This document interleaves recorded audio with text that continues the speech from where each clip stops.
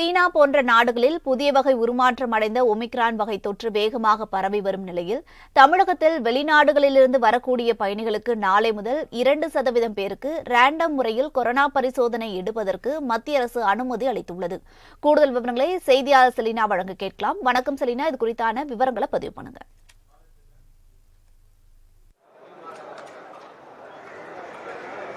வருண்யா, சீனா, அதே போல Japan, Brazil உள்ளிட்ட நாடுகளில் வேகம் எடுத்து வரக்கூடிய இந்த உருமாற்றம் அடைந்திருக்கக்கூடிய ஒமிக்ரான் வகை கொரோனா தொற்று என்பது தற்பொழுது வேகமாக பரவி வருகிறது.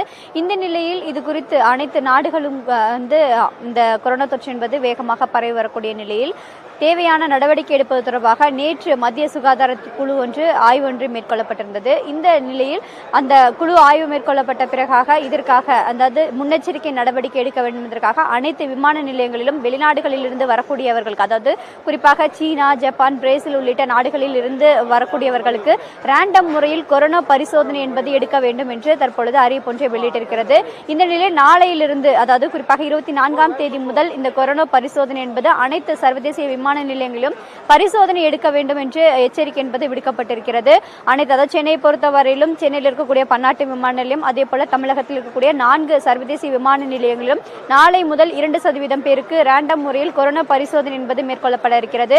அதே போல உள்ளே இருந்து வெளியே வரக்கூடியவர்களுக்கு தெர்மல் ஸ்கேனிங் மூலமாக அவர்கள் உடல் வெப்பநிலை என்பது பரிசோதனை என்பது மேற்கொள்ளப்படும் என்றும் தெரிவித்திருக்கிறார்கள்.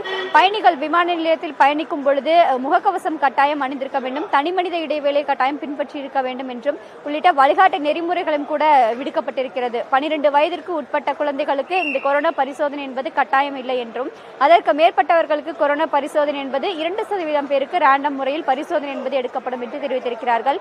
விமானத்தில் பயணிக்கும் பொழுது மட்டுமல்லாது பயணித்து வீடுகளுக்கு திரும்பிய பிறகும் கூட சுய கண்காணிப்பில் இருக்க வேண்டும் என்றும் சுகாதாரத்துறை சார்பாக எச்சரிக்கை என்பது விடுக்கப்பட்டிருக்கிறது.